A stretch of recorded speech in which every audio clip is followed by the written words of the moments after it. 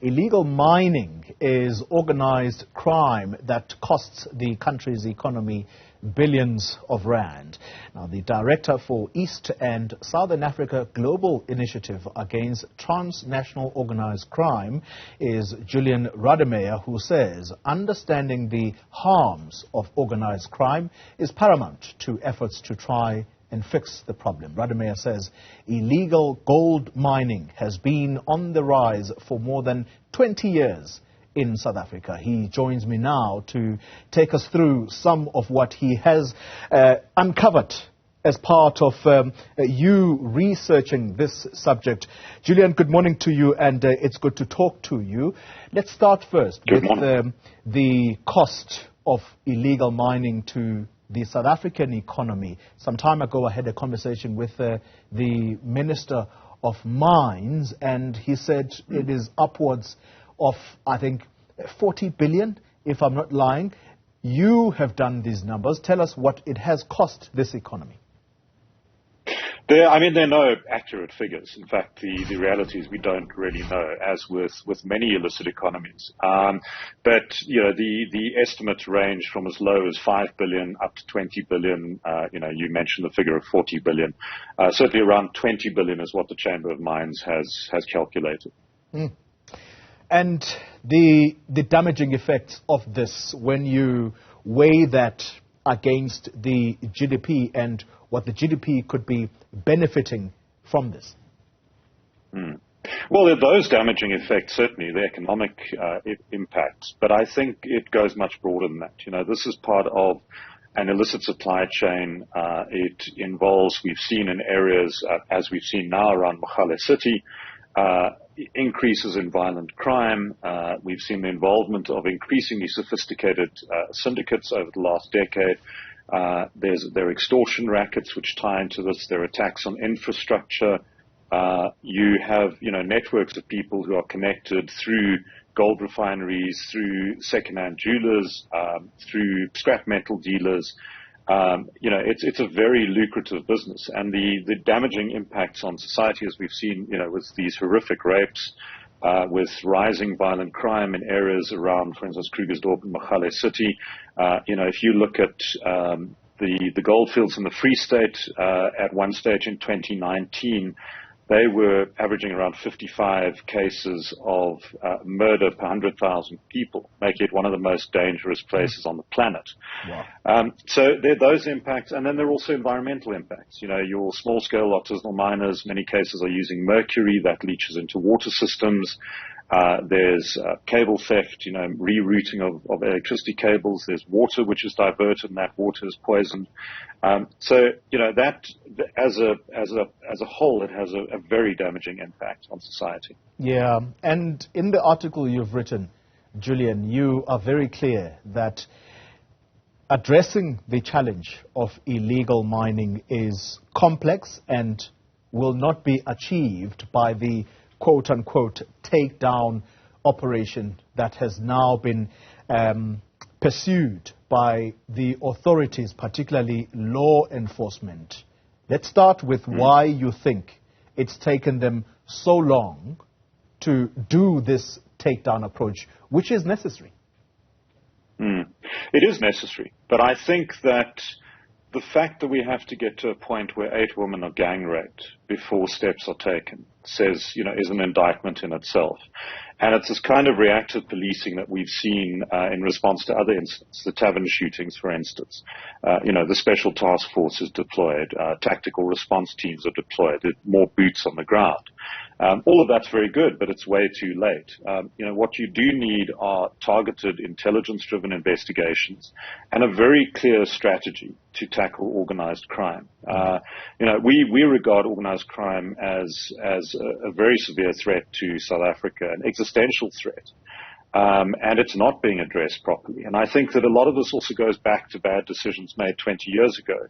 Former Police Commissioner Jackie Salibi and his decision to shut down specialist investigations units like the Police Diamond and Gold Branch.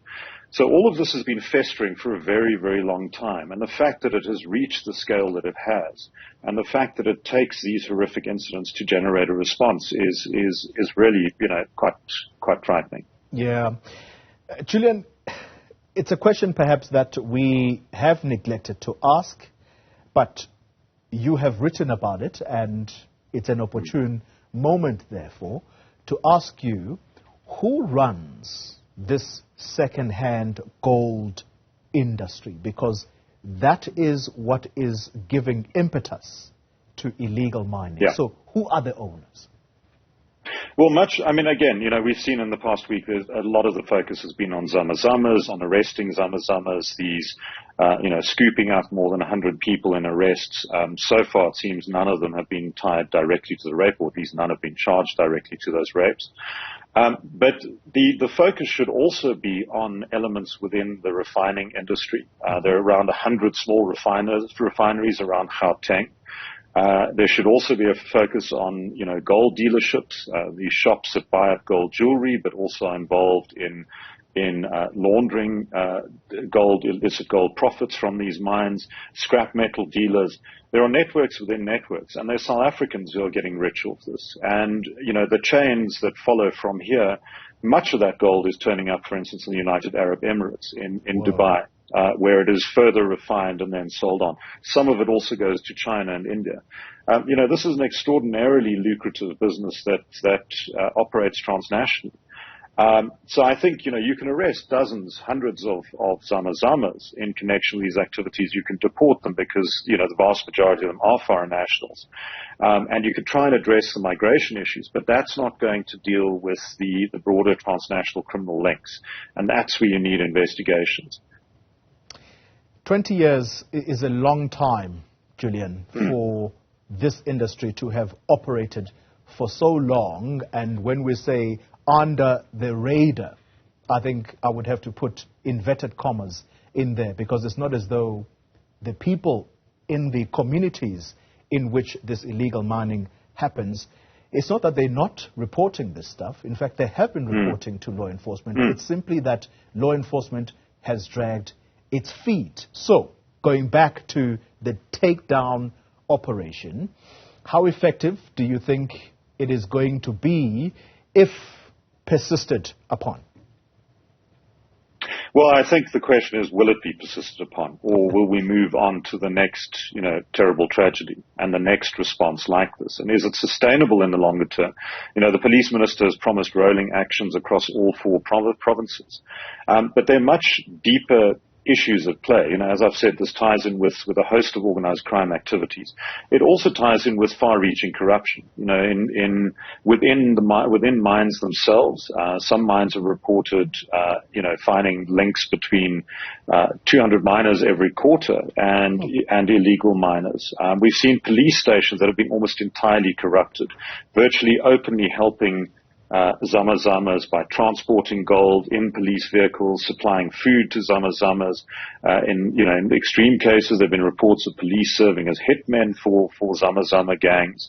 It's become so entrenched that it's incredibly difficult to tackle. So I don't see, these kinds of actions as more than short-term stopgap measures. You have to have a clear strategy. You have to have clear approaches, and not just to illegal mining, but also to other types of organized crime. Yeah. And beyond the policing side, you also need to look at, how do you deal with the societal impacts? How do you deal with, illegal mining longer term? There have been experiments in Kimberley, for instance, to try and legalize artisanal small-scale mining, which unfortunately didn't pan out in around 2019, mainly because of the violence that was attracted to that.